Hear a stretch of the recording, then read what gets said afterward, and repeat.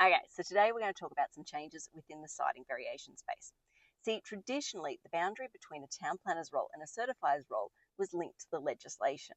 So the town planner's role was to handle anything to do with the planning scheme, aka City Plan 2014, and the certifier's role was to handle any applications to do with the QDC or Queensland Development Code, aka the building legislation. Now, in recent weeks, probably last maybe even month or so, we have seen a bit of a shift in that definition. And we have seen some certifiers redefine the boundaries based on who assesses the application.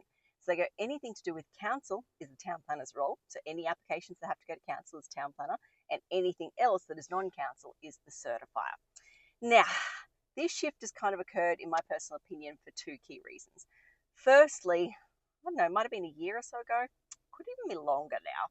Council basically made an internal policy decision to say if there was going to be a siting variation required on a job that had a town planning application, then they weren't to encourage the professionals to essentially bring forward that siting variation and to lodge it concurrently with the DA so that it could all be assessed concurrently or together. Then they also made the decision internally to go, well, why are we going to have two separate professionals, the town planner and the building professional, assessing the one set of plans? Why don't we instead train the town planners up to be able to assess against that building legislation so we can kill two birds with one stone? So yeah, within council, there was kind of this shifting of responsibilities, a blurring of boundaries. Then on top of that, again, can't remember, time flies when you're having fun, but maybe like a year or two ago, the state government stepped in and kind of changed some of the pathways that town planning applications go. So in super duper simple terms, if there's no relevant overlay on a job, on a new house application, you no longer go through the standard sort of DA process. It goes through what's called an amenity and aesthetics application, which is kind of a quasi-building application. So again, it kind of blurred the lines between what we used to know as a town planner does and what a certifier does. Now, certifiers have kind of started to jump on this for two key reasons, and I understand why they would. Firstly, council applications are notoriously more problematic. You've got to deal with other parties, there's negotiation involved, all of that sort of stuff.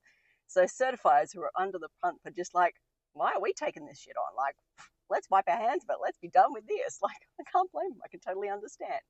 And secondly, there has always been this kind of really awkward positioning. What am I trying to say here? Basically, certifiers have kind of been put in an awkward position when it comes to siting variations. Certifiers are required under the legislation to act as an independent assessor. They are not allowed to advocate for you, provide design advice, guide the design process, all of that sort of stuff. The expectation, though, with the community is when someone's lodging an application for you, they're going to advocate for you. They're going to push your case forward.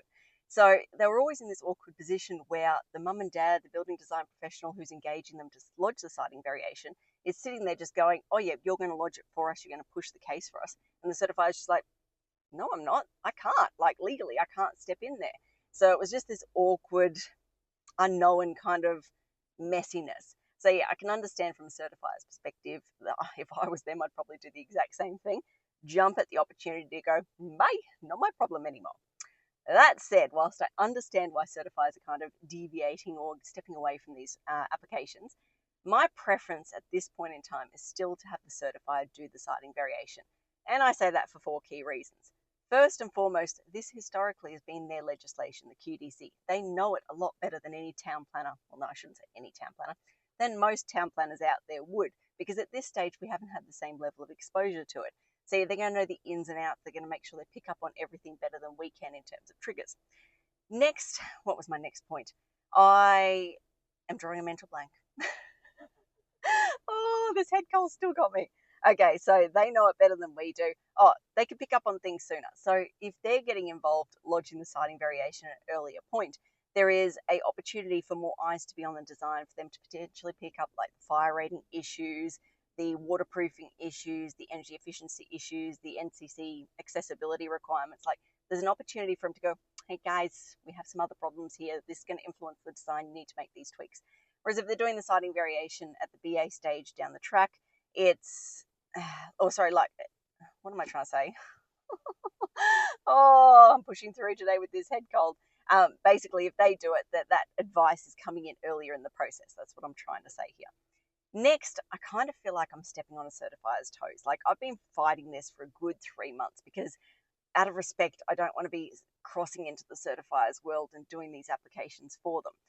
But as I suggested in the last probably 3 weeks, I've had 2 separate certifiers just go, no, we've made the business decision that we are not going to do these applications anymore. And I'm like, well, if you're not going to do them, then okay, I guess I'll have to do it for you type thing. I'm not stepping on your toes then, am I?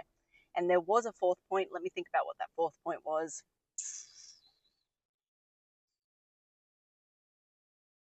Nah, it's eluding me. There was another very good reason as to why I wanted certifiers to do it. Yeah. I'm just going to insert it later as a text thing, and as soon as I stop recording, I'll be like, oh, that's exactly it.